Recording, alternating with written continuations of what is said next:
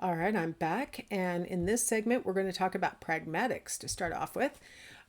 So, when we talk about pragmatics, we are talking about the fact that language enhances our ability to convey our ideas with minimal cognitive effort.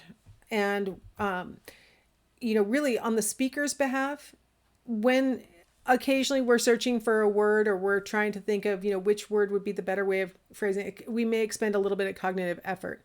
But a lot of times our ideas come to our minds and we can utter them so quickly that we actually talk too fast. Like that's the biggest problem with communication, is that we might talk too fast, or we might run two words together, or something like that makes it a little harder for the listener. But for the speaker, it doesn't take much cognitive effort at all. Ideally, it shouldn't take a lot of effort for the listener either, right? That's the great thing about speech acts. Now, speech acts are the direct spoken words, the thing that the person's actually saying. Indirect speech acts are all the other things that the speaker is doing to help enhance the meaning of the direct speech acts. So you have the words that you're uttering, and then you combine that with gestures, or with the context in which you're uttering those words, or the intonation that you use while you're trying to deliver the speech acts, right? Or indirect requests that you might make. That would be an example of an indirect speech indirect speech act. So you see that we have spoken words, and then we have all this other stuff that conveys meaning. It's not just the words that we say, it's all the other things. I think that's probably the biggest reason why students have not enjoyed being online exclusively for the past year and a half, is that they miss out on the indirect speech acts that their teachers can provide that enhance meaning. I don't like to put my face on my videos, because then you have movement and it takes more bandwidth and stuff to run my videos. And I don't want to have that happen. So I don't put my face in it. But I'm hoping that the context of what I'm talking about, the intonation that I'm engaging in, help to really enhance the direct speech acts that I'm doing. You can't see gestures, and I'm not making any indirect requests because I'm lecturing and not, we're not going back and forth. But hopefully it makes these videos or these lectures a little bit more meaningful than they would be if, a robot read it or something like that. I'm not a robot. Thematic structure is the speaker's train of thought. I'm calling it speaker, and right now we're talking about verbal language here in this chapter. You can imagine that thematic structure also impacts the writer's train of thought. So just, it's not a complete separation between spoken language and written language. Effective speakers are sensitive to the listener's state of mind. Now, this is a tough one for me to compensate for in online lectures. In face-to-face classes, I am looking at my students, and if I see furrowed brows, or I see a person who's kind of looking like they're maybe thinking about saying something, I'll ask, are you thinking about, do you have a question? And that kind of give and take allows students to have a little bit more, interactivity and control over where the conversation is going to go. So that one is really difficult for me, just talking to myself, looking out my window. Like, definitely the scenery outside is not asking any questions, that's for sure. But that's, while the speaker has their train of thought and their plan for how to deliver the message, because they're doing it basically on the fly, they are sensitive to whether their message is being heard by their recipient. Now, some people are more sensitive than others. Some people are more empathetic to their listeners and can connect with their listeners more. Other people, while they're even in a conversation, while they're talking, they're not really aware that the other person's maybe bored, or the other person is wanting to make a comment, or and they don't react, and they don't change their plan at all to react to their listeners. So some people are a little bit less flexible, but typically in a good conversation, you have this, this idea that the speaker is aware of the other person's, state of mind, and really they're trying to make sure that their message is being received correctly. All right, now we're going to get into a series of different aspects of the structure of language. So let's start off with just the very basic units of what makes up language. These are called phonemes. These are basic speech sounds. Now, you might be familiar with an object that you call a phone. And maybe you've got a little bit of a break in association between what the word phone means and what you call a phone, because it does like almost everything except for make phone calls anymore, right? My son will not answer the phone if he doesn't recognize the phone number. And I'm like, just answer the phone, come on. But he's like, well, I don't. If I know who they are, then there'll be a contact. And I'm like, well, sometimes somebody else calls you. Anyway. I think that's a generational argument, isn't it? But the word phone actually refers to sound. That's why a telephone is called that. It's transmitting sounds. So a phone sound, eem, means unit.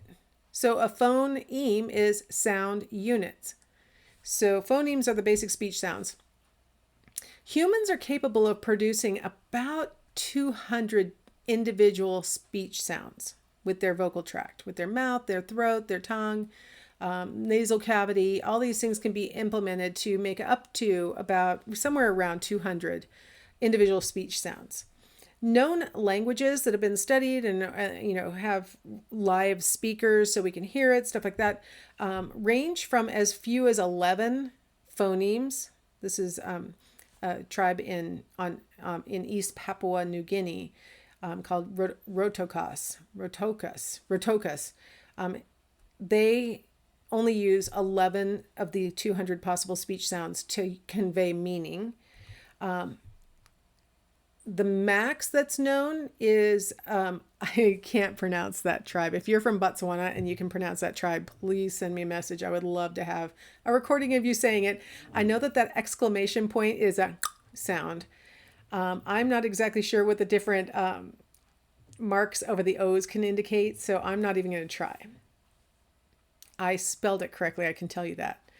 They use 112 basic speech sounds in their language, and one of them is something that we in English use oftentimes as a sound effect, like the ticking of like a grandfather clock. We might go, or knocking on the door, or a horse clopping.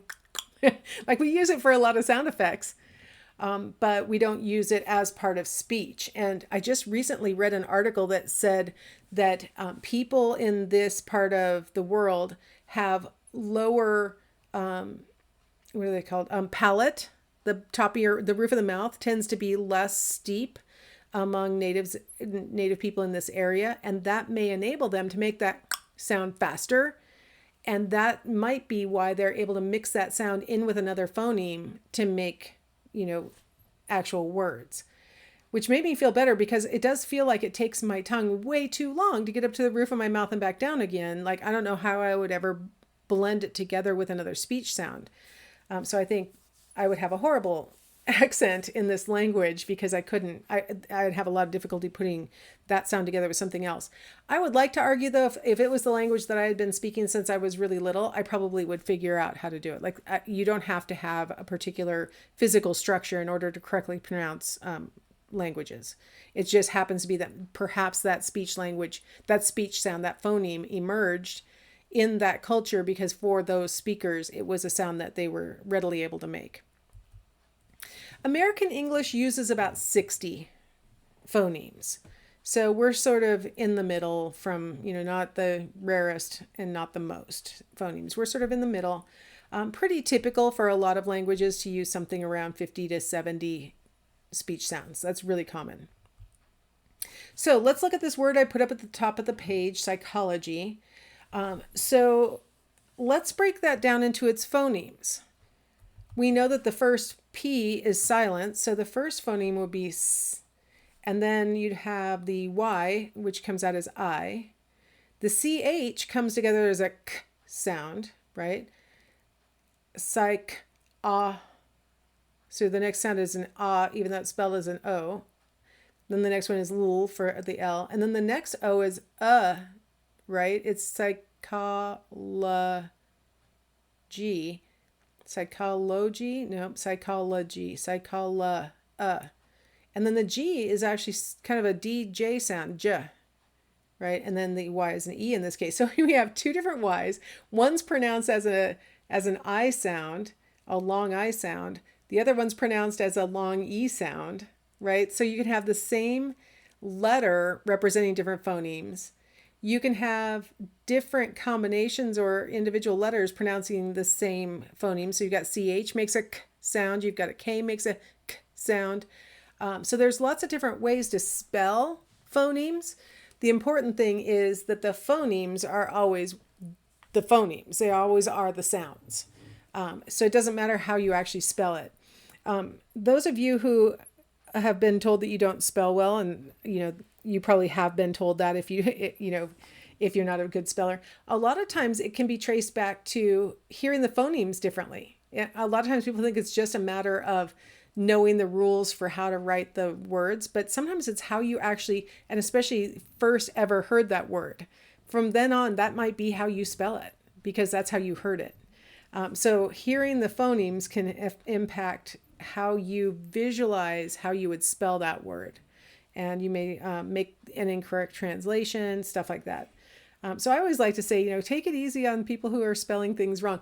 A lot of times, I'll have a student who will submit a paper with a lot of misspellings in it, but if I read it out loud, it actually makes perfect sense. If I literally pronounce what they wrote, I'm like, okay, this is spelled phonetically. This is perfectly spelled if you just read it out loud. One of the jobs of being in college is you're supposed to start improving your spelling, right? Like you're supposed to start learning the associations between the phonemes and the actual spelling of the word and like that. But I try to be pretty flexible on like the projects and stuff. All right. Well, I thought you guys would enjoy this piece on how babies learn to distinguish phonemes. It's really interesting. And so go ahead and take a watch, and I will see you on the other side of that.